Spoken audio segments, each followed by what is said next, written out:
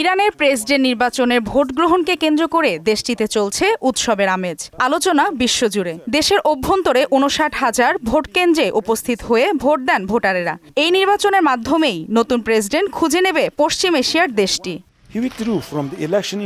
Vote গ্রহণের প্রথম প্রহরেই নিজের ভোটাধিকার প্রয়োগ করেন ইরানের সর্বোচ্চ নেতা আয়াতুল্লাহ খামেনি। নিজের ভোট ব্যালট বক্সে ফেলার পরে সাংবাদিকদের উদ্দেশ্যে তিনি বলেন, ইরানের শক্তিমত্তা ও সম্মান এই নির্বাচনের উপর নির্ভর করছে। এ সময় তিনি সর্বস্তরের জনগণকে ভোট কেন্দ্রগুলোতে উপস্থিত হয়ে স্বতঃস্ফূর্তভাবে ভোট প্রদানের আহ্বান জানিয়েছেন।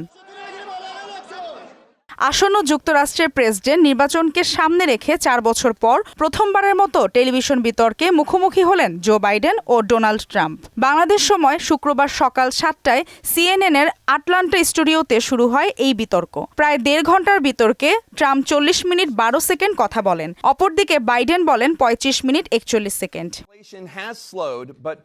বিতর্ক মঞ্চে ওঠার পর ২০২০ সালের মতো প্রথা ভেঙে এবারও করমর্দন করেননি বাইডেন ও ট্রাম্প। অর্থনীতি নিয়ে শুরু হয় বিতর্ক। পরে অভিবাসন, গাজা, ইউক্রেন, আফগানিস্তান সহ বিভিন্ন ইস্যুতে তর্কে জড়ান দুই প্রার্থী। ইসরায়েলের যুদ্ধ শেষ করা ওয়ালটন ফ্রিজ কিনে অনেকের মতো আপনিও হয়ে যেতে পারেন মিলেনিয়াল। সেরা পণ্যের সেরা অফার উচিত বলে মন্তব্য করেন ট্রাম্প।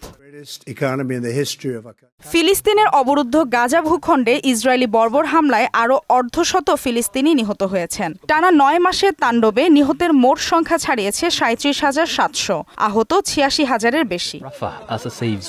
এদিকে ভারতের দক্ষিণাঞ্চলীয় রাজ্য কর্ণাটকে ভয়াবহ সড়ক দুর্ঘটনায় ১৩ জন নিহত হয়েছেন। মালিহা চৌধুরী, মোহনা ডিজিটাল।